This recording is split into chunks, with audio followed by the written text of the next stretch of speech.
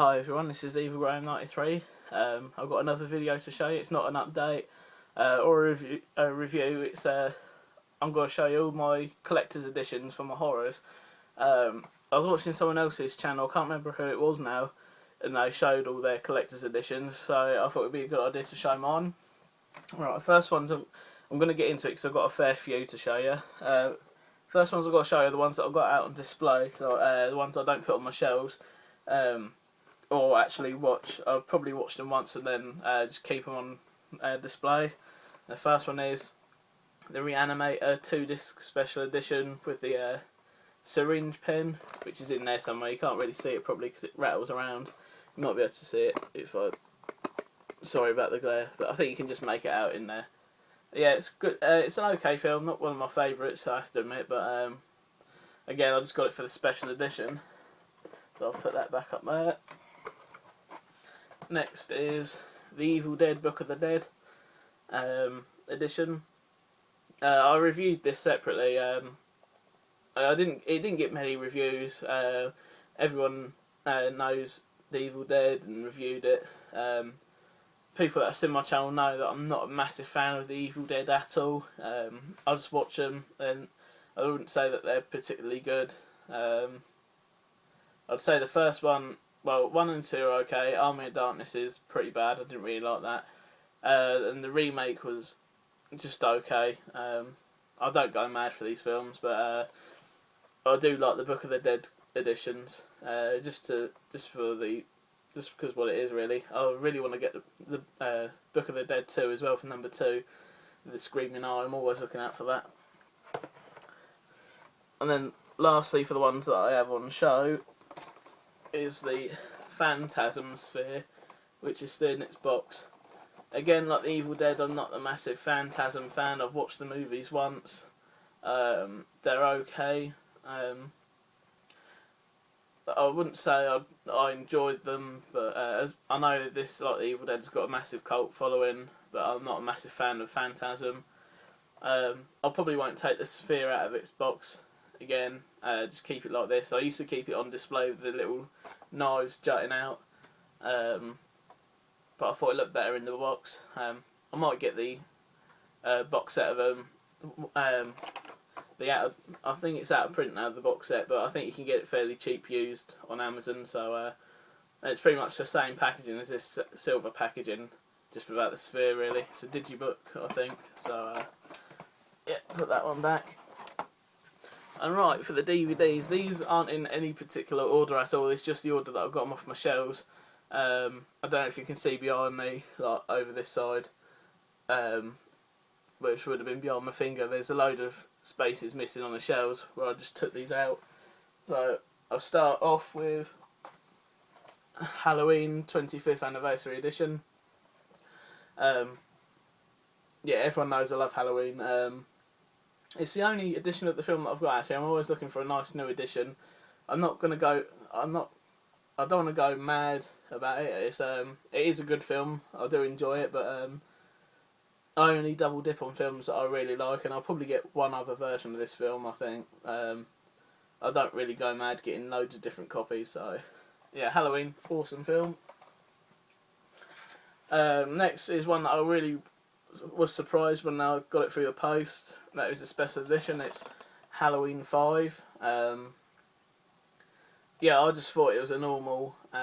This was before they re-released all these when Rob Zombie's Halloween 2 came out. Because I got that edition of number 4. It's just a normal edition with a different covering to replace one that I had with Mario Bava's Bay of Blood, where it was a double set, but.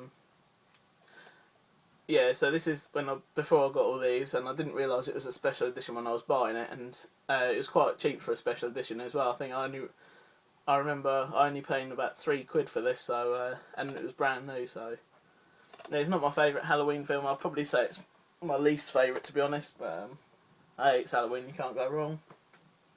Next is the Texas Chainsaw Massacre Seriously Ultimate Edition, 3 discs steelbook.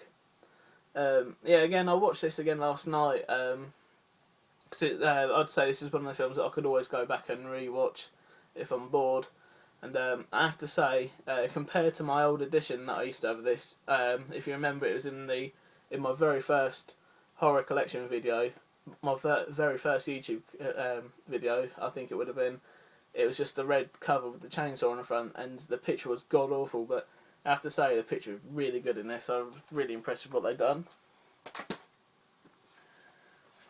Next is the Arrow Blu-ray limited edition of the Texas Chainsaw Massacre 2. Again, I really love Texas Chainsaw 2 as much as the original. My two favourite films in the franchise. I don't really need to say much about this because it was in my... I think it was my latest update video. It is in one of my latest ones anyway. And I've pretty much shown all there was in it, even my number. So if you want to know what the number is, just go back and look at the other video. I'm not going to bother getting it all out because I've got loads to go through. This next one isn't really a special edition, but I just threw it in there because I think it's the best edition you can get of this movie at the moment. And it's Christmas Evil. I could be wrong. There could be a better release out there. I think there's a Code Red release, I believe. I could be wrong about that. It might be Synapse, actually. I get confused between the two. But I think this is the best one you can get for the moment for special features. If I turn it around, there's all the special features there. But I'm not going to say them all because I pretty much said what the special features were in my review of this film last year at Christmas. So yeah, it's still one of my favourites. I do like Christmas Eve, which is cheesy fun, really. Next, again, is another special edition that I wasn't intending to pick up, and it just came as a special edition. And it's the Toolbox Murders remake, Tobe Hooper's remake. It's 2-disc special edition. It's got all the goodies on there, like commentary from Tobe Hooper and what have you. And it's even got a documentary, The American Nightmare, on it. So I've not actually seen that yet, so I might check it out. Again, Toolbox Murders remake is I find a lot better than the original. I've always said when watching the two films back to back that if they had the beginning of the original film and then took the ending of this film and put it together, it would have made a better movie, to be honest. Love the ending to this and love the beginning of the original, so yeah, it would have made sense just to put the two together. Perhaps they might do that in a later film, I don't know. It'd be a good idea just to completely remake the whole series, like a reboot, so be awesome to see. Next is a 3-disc Ultimate Edition of The Last House on the Left. I know everyone's got this edition now, or knows of it. You know, 3-disc, disc 1, the original film, disc 2 is the alternate cut of the film, which is called Krug and Company, and disc 3 is the documentary Going to Pieces, Rise and Fall, the slasher movie, which is one of my favourite documentaries. So I'm not a massive fan of The Last House on the Left, to be honest, and I'll probably get a load of people hating on that now, but so with what I said with Evil Dead, but don't really bother me anymore. Yeah, so next is the Hostel Dungeon Edition. I think it's 2-disc Dungeon Deluxe Edition. Yeah, you got loads of special features on this. Director's commentary, producer's commentary, loads of different things, and I think there's you get an interview with Takashi Miike on this, which is quite awesome. And I think that's a documentary on the back. An Icelandic meal. I don't know if it's another film or what, but I have to check that out. But what I really did like about this is the slipcase. It looks like a dungeon cell. Awesome. Alright, what's the time? Yeah, I've got plenty of time yet. Next is the Arrow limited edition release of Zombie Flesh Eaters Blu-ray. This is limited edition because it's got the sleeve. As you know, Arrow aren't doing their sleeves anymore, which is really annoying because that's the main reason why I love their releases, because just because of the sleeves, to be honest. I think it looks a lot better than just grab one from the shelf behind the camera, and it's no tell hell, but like that, it's okay, but I prefer them with the sleeves. Yeah, Motel Hell's not going to be featured in my special editions, So I don't think it is a special edition, it's just one of their normal releases. Yeah, this release was limited to 500 copies, I believe, but unfortunately they didn't number them, so which was a pain in the arse, to be honest. Because I like that they numbered the Texas Chainsaw Massacre 2, but that was 10,000 copies. I think this was quite literally only 500 copies, and it would have been nice to see what number I had. So, but yeah, Zombie Flesh Eater's great film. Next is the Arrow Limited Edition Steelbook of Demons and Demons 2. Again, I wish they'd numbered this, but they didn't. I can't remember how many copies that they made. I think it was 5,000. I'm just putting numbers out of my head that sound right for this. I think it was 5,000. I'm not too sure. But yeah, top films. Love these. Demons and Demons 2. Massive Italian cheese. But yeah, again, everyone knows this release now. Next is Night of the Living Dead Original. This is a special collector's edition, which is extensively restored and remastered. You've got a handful of bonus features on there. To be honest, I've only ever seen this film once. It was okay, but I do prefer Tom Savini's remake, if I'm honest. So, I hope. Next is the 2-disc special edition of Day of the Dead. Again, another Arrow release before they started doing their white releases. I've got the Blu-ray of this. I wish I got the DVD version, because I think it was nice and thick, like the Dawn of the Dead. I wish I'd got them when I was in store, because there was they actually sold them in a HMV close to where I live, just like in the next town up. And I was always debating whether to get them or not, and I never did. And then the one day that I found out that they was going out of print, I went over there to get them, and they'd gone. And I've never seen a copy of them since. So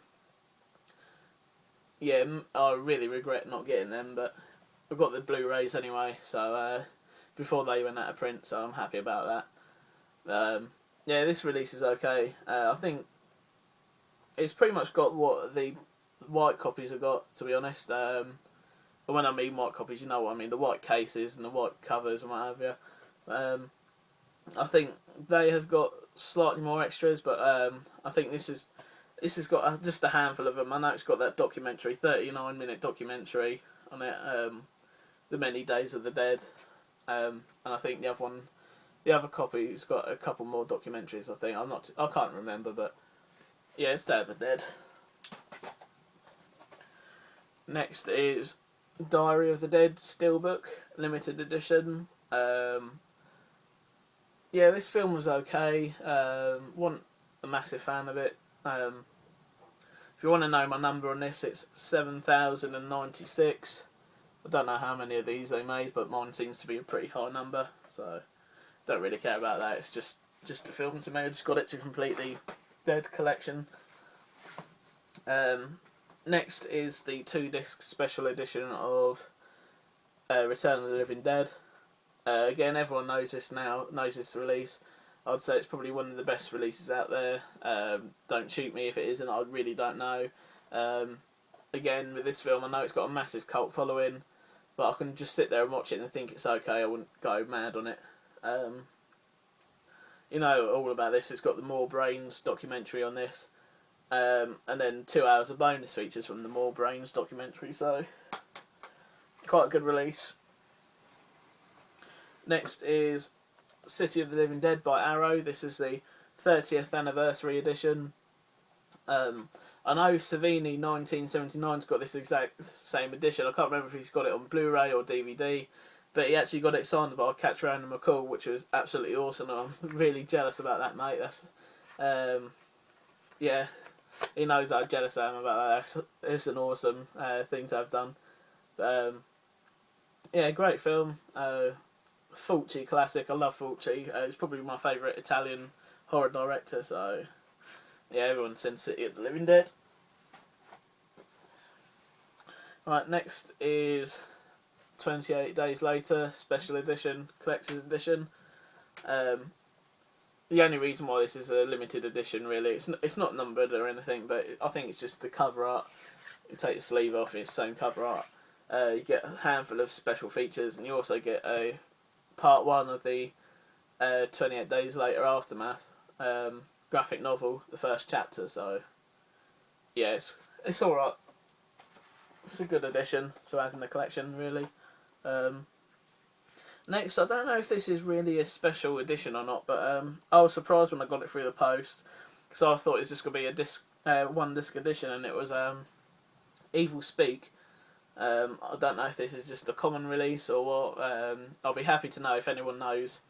I'll be happy to find out. It was released by Anchor Bay, and pretty much disc 1 is the US feature-length version, but it's cut.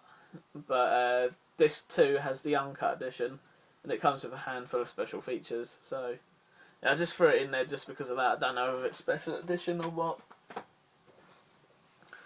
Next is Candyman Collector's Edition. Yeah,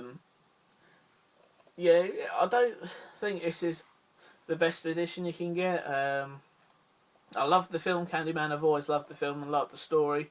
Thought the story was particularly sad, to be honest. A really sad story, but awesome at that. But yeah, you get this awesome looking slipcase with the silhouette of the Candyman, but then you just put out and it's the normal cover, to be honest, with collector's edition written across the top. Special features, it's got a lot of commentary and whatever, and Sweets to Sweet the Candyman mythos, which I don't know if it's a documentary or whatever.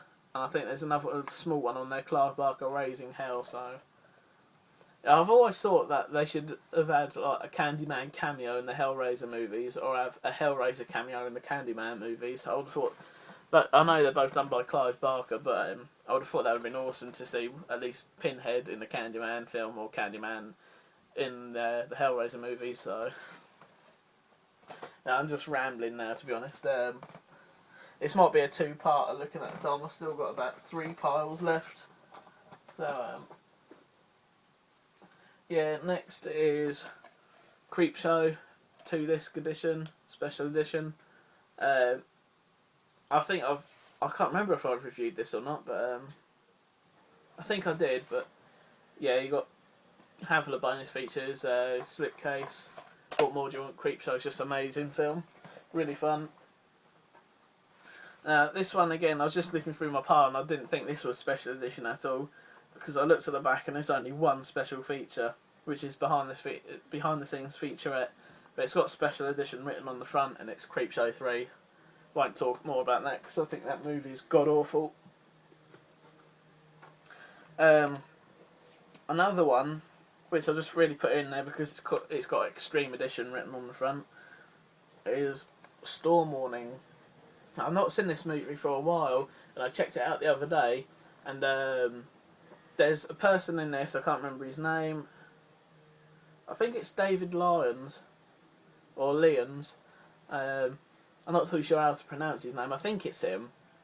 And I was watching it, and he is actually in Revolution, the new series that's come out. It's on series 2, I think, and he plays Sebastian Monroe, and he's like my favourite character in that. And I completely forgot that he was in this, to be honest. Yeah, it's just awesome to see from quite a popular show now, which I think Revolution is. It's fairly popular. To looking at this film, which is, I don't want to say low budget. It's got the low budget feel to it, but yeah, it's just it was awesome to see him in there. Like Sebastian Monroe is my favourite character on that, especially when he had his militia. So right, I'm going to cut this here because it's coming up to 19 minutes, so check out part 2. See you all later.